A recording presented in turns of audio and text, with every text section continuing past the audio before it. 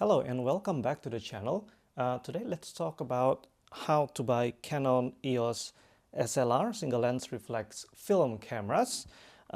This is a guide because as you know, a lot of the compact film cameras like Contax T3, T2 and things like that, their price have skyrocketed to 2,000 or something dollars. Anyway, and obviously there's Leica as well, that's also really expensive.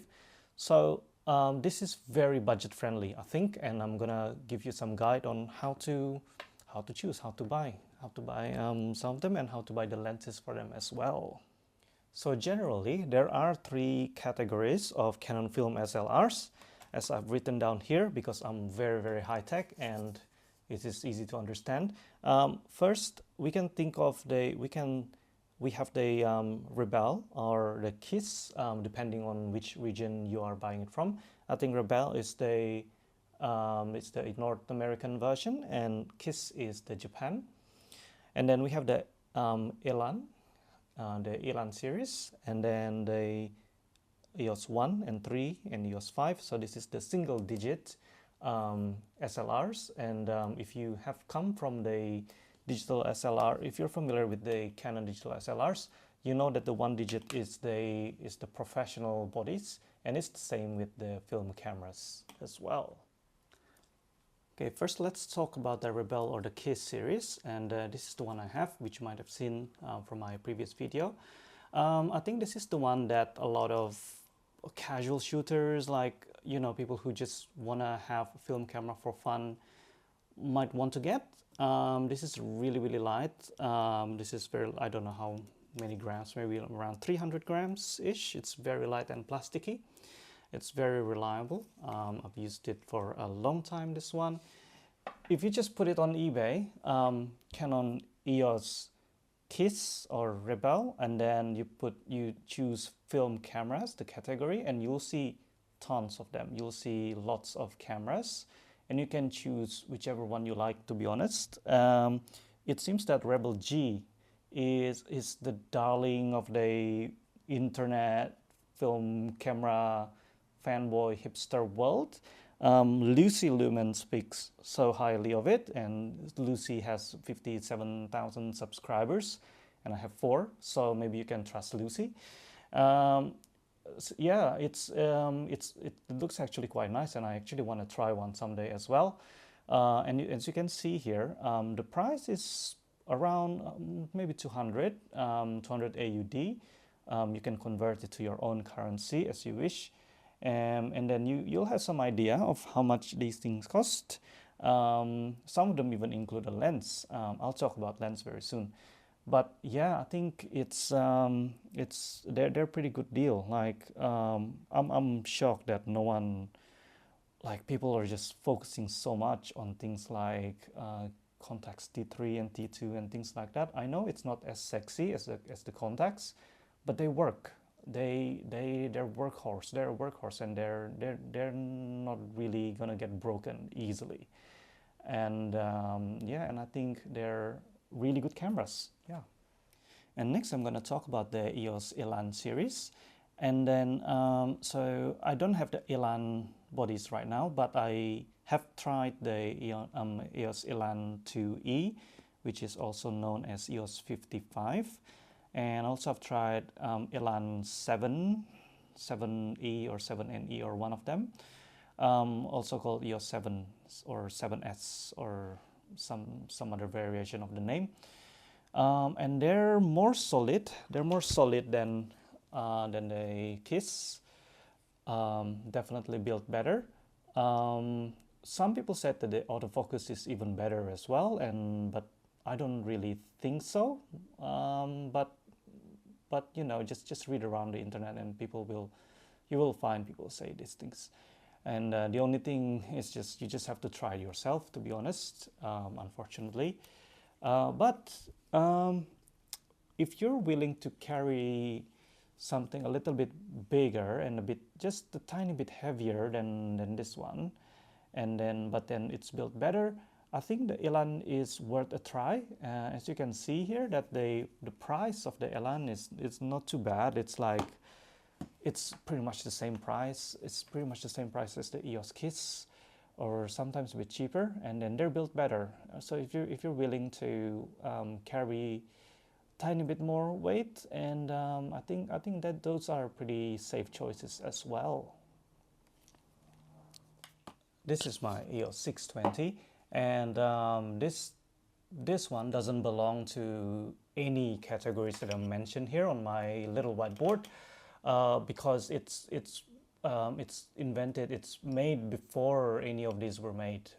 So this is the granddaddy of all of them, and I think it's like mid-range with quality. It's pretty solid. I think this could be the predecessor of Elan actually, like feeling the build and feeling how it feels in my hand. I think this is pretty close to an Elan. And next, let's talk about the EOS 1 and 3 and 5 series, and this is the single digit, the professional bodies.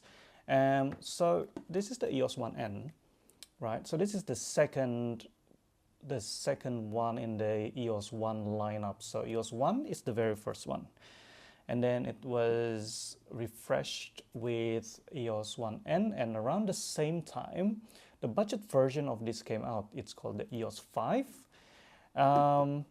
EOS 5 I've never tried, and then EOS 5 was replaced by the EOS 3. Yeah, so you can think of the EOS 3 and EOS 5 as the budget version of the EOS 1 and EOS 1N and EOS 1V, which is 1V is the newer version of the EOS 1N. And then it's just like, it's the same logic with EOS 5D, 6D. Those are the budget, you can say that's the budget version of the EOS 1D, 1DS, and those series. So you can think of EOS 3 as the budget version of EOS 1V actually, because EOS 3 has the same autofocus system as EOS 1V. It's basically like EOS 1V, which is, you can see the price, it's pretty expensive now. I don't know why it's so expensive. It has the same autofocus system, and the inside is it's really identical to EOS 1V, and it even has the eye control autofocus. You just look at where you want to focus, press the shutter button halfway, and it will focus where you're looking. So that kind of works for me. Not a lot of people can say that, but that kind of works for me. Yeah, so this one is pretty much identical on the inside with EOS 1V, but without all the weather sealing and pro metal build of EOS 1V. After you've decided which camera to buy, let's talk about the reality of owning these old cameras. Okay, they're pretty old, so there are a couple of things to watch out for. For example, many of them are very prone to sticky grip, as in the grip here got sticky.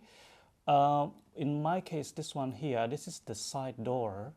The side door has been sticky for a while, and let's face it, there's no parts anymore. Like, I don't even know how to replace it with just this part with a new one. So that's the reality. Yeah, so when you get this kind of things, watch out for sticky grip. Sticky grip is actually okay because you can replace the grip somehow. This is the original grip. This is the small one here, this original grip. I got the bigger one. I like holding the bigger one like that. Yeah, but this is a little bit sticky, but not too bad. But I think if this at some point got really sticky, then I don't know. I don't know if I can buy just the grip anymore. But that's the reality for old cameras. My EOS 3 is still okay, it's still fine, and this grip is optional. This grip is not the original one. This is called the Power Drive Booster PBE1, I believe, and so it allows me to use normal AA battery. Yeah, and okay, so the last thing before I move on to battery. So what I mentioned many times already, it's not secret that I really like my EOS Kiss 5. And one of the reasons is that there's no sticky bit on this thing. This is all hard plastic. So I will not get the issue with this camera. There is not gonna be a sticky grip issue with the EOS Kiss 5. And yeah, and I think watch out for that. If you're whatever model you're looking for, just watch out for that. There's probably no replacement bit to, you know, to replace the sticky leather or the grip or the back or the front or whatever it is. Okay. Having said that, what I would do if I were you is once you found the body that you really like, maybe get a spare, get a second body of the same thing, because well, there's really no way to replace the parts anymore. So if it's dead, it's dead. Yeah, I don't know if fixing it would worth the price. So get a second body, get the second body of the same thing. I have a second body of this one. I have a second body of the 620, which I got for $50 or something. Yeah, because they're not so expensive. It's a good idea to hoard a little bit, and then hopefully they don't break, but just in case they do, you have a spare. All right, now let's talk about batteries, because you need the power, right, to power the camera. A lot of these cameras, my 620, my EOS 1N, my EOS 3, all use the same thing, which is the 2 CR5. Okay, yeah, these are not cheap. These are around $15 or 20, even 20 AUD. Not easy to find. So if you're traveling with your camera, let's say, and then your battery is dead, you're dead. You can't use your cameras anymore. And you can't just go to a supermarket and then get another one. If you're traveling, you know, if you're in Hong Kong, Singapore, if you're in Vietnam or something, and then your battery's dead, then you need to carry a spare before you go home. Before you go to your travel, because you can't just buy these things in a supermarket or convenience store these days, right? And then I also for the Kiss 5, for my Kiss 5, it uses CR2. I just bought this from Amazon. All right, so I got these CR2 batteries. All right, it looks like that. And then the camera, the EOS Kiss 5, they take 2 batteries to power the camera. Also, again, same story. You can't really buy these things in the supermarket if you're traveling somewhere. So watch out for that. That's why I mentioned earlier that with my EOS 3 I use this grip. It's not a vertical grip because there is no button on the side. It's because I like using this. Is easy to find, because if you have this is to use normal AA batteries times 4, and then that will power the camera. And then you can share the batteries with the flashlight, with the speed light as well if you need. And this is, this is not the end of the world. If you're running out of battery in the middle of nowhere and then there's a supermarket, very high chance you can buy AA batteries where you are. Okay, so that's convenient. And I can use this grip. This grip is interchangeable with the EOS 1N, and EOS 1V as well. So these cameras can use the grip. And also, by the way, if you use the date back, remember date back, it's from my last video. If you use the date back, they normally use a battery called CR2 2025, looks like that. And these are relatively easy to find as well. A lot of things like your tower fan remote is probably using CR2025. Some watches use CR2025, and a lot of other things are using that. So this is quite easy to find, like in a supermarket as well, for example. It's definitely not as weird as the 2CR5 or CR2. CR2 is also not easy to find. AA batteries, and this one, yes, you can find them in supermarkets in many places around the world. Okay, let's talk about the lenses which you can use with your Canon EOS film SLRs.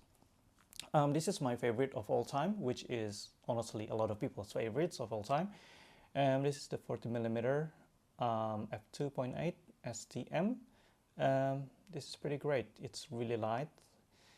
It's really light and it's really sharp. It's really sharp, wide open. And if you combine it with something like this, with the EOS Kiss, it's really light. It's basically like a pocket film camera, to be honest. Yeah, so it works. It works for me. It works for a lot of people. Some people like to use the 50mm 1.8, the Nifty 50. That works as well. Go ahead and use that. Those are also really light. It's really nice and has a really good background blur. There's really no winner here. They're both pretty great lenses. So yeah, one of two of them is my first recommendation. If you don't want fixed lenses, if you don't want prime lenses and you want the zoom, yeah, I would recommend something like this. This is the 24-105. Okay, the 24-105 range is really great. I've used it for many years. And if you just want to carry one lens, just in travel, can't go wrong with this. The L version is okay as well if you if you're willing to carry a bit more weight. You can even go really crazy with 24-70, 2.8. Those are really heavy. It's going to be, especially with something like this, it's going to be very front heavy. But up to you. You can use that if you want to. I personally recommend something like this, the 24-105. There is older version as well, like the 28-105 USM. 24-80 USM as well. Yeah, one of those variants of of those era, I would say probably this EOS 1N's 1995, 90s, early 2000 era of lenses. I think they're all right. You can use them, and yeah, same principle apply with lenses actually. Like if you found something you like, nothing wrong with buying a copy of them actually. Buying two of them just because they're not really that expensive anymore.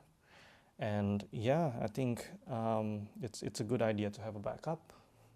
Now the last thing to think about, when you're buying your EOS film SLRs, and not everyone has to think about this, but some people will want to think about it, is compatibility with speed lights, with flash, something like this. So this is called the EX speed light, because the name is 320EX. And then this will work, so 320EX, 430EX, 580EX, all of those will work with the newer cameras like this, like the EOS Kiss 5, and then the EOS 3 as well. So they will work perfectly. It's all auto exposure. It's all gonna be beautiful. I think it's gonna be, I think the EOS 1N, the system, the ETTL is a bit older, but I think it still works with EOS 1N as well. But if you go older than that, for example, with the EOS 620, the 620 doesn't use the ETTL. They are using the ATTL. And then you will need the different series of flash of speed lights for this one. if you use the EX speed light on the 620, it's just going to fire full power all the time, and you have to manually adjust the output yourself. So watch out for that. Not everyone will want to use this, but that's just something to be aware of. All right, but also keep in mind that some bodies like this one has a pop-up flash. Which is probably sufficient to a lot of people. Okay, so just something to keep in mind. Okay, that's all from me today. Let me know if you have any questions. I hope this has been helpful to you. Happy shopping, I guess. Happy shopping for your film SLR camera. And yeah, see you next time then.